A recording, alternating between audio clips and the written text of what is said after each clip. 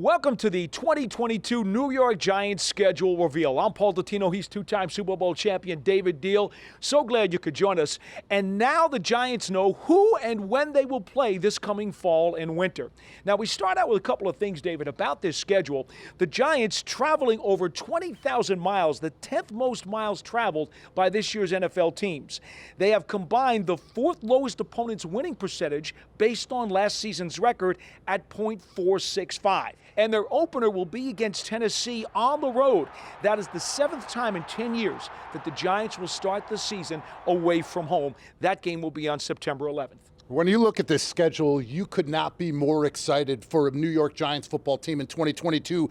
And as you go down from week 1 all the way through week 18, you think start fast, finish strong, and the goal that you have as a team and as a coaching staff is win every game at home, split on the road, and the number one goal is to win the division. By that, you control your own destiny, you take care of business down the stretch when it comes time to playoff football, and you break it down into 4 quarters. We always hear the cliche, only one game at a time, which is very easy to say, but when you're looking at a 17-game schedule, you break it down into those 4 quarters. 4 games, 4 games, 4 games, 5 games. That keeps you at task, at hand, exactly where you need to be in that position. And most importantly, it doesn't allow you to look forward, but it keeps you right in the midst of that competition. All right, David. Well, let's kick it off with bracket number 1, the first 4 games of the Giants schedule. And the first thing that you will notice here is that the Giants have their only scheduled primetime game on the schedule, September 26th. It's a Monday night game against Dallas. That's one of 3 out of their first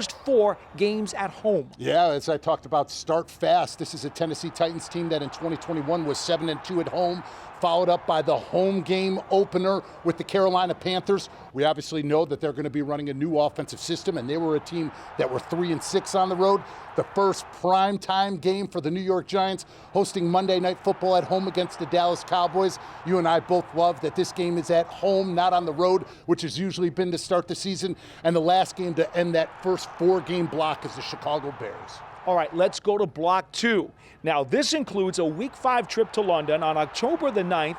They'll be playing the Green Bay Packers. It's a Packers home game, followed by a home game against Baltimore. That's the ensuing week. Then a road game at Jacksonville. On October 30th, the Giants will be in Seattle. Then they get a bye week. David, from logistical perspective, you like this? I do. I like this. Obviously, going on the road in London is a difficult trip, but it's really no different going from east to the west coast. You're basically adding a half an hour to that trip. But then coming home, playing the Baltimore Ravens at home, obviously familiarity. Wink Martindale coming over from the Baltimore Ravens. But then you think about at Jacksonville, at Seahawks to end that 4-game stretch to go into that week 9 bye. I'm excited at that week 8 point. Is it going to be Geno Smith, Drew Lock, or is it going to be Kenneth Walker running that offense? When we get into that next 4-game block, this is 3 of the 4 games are at home. And you think about home against the Texans in week 10, home against the Lions. Both of those are 1 o'clock games.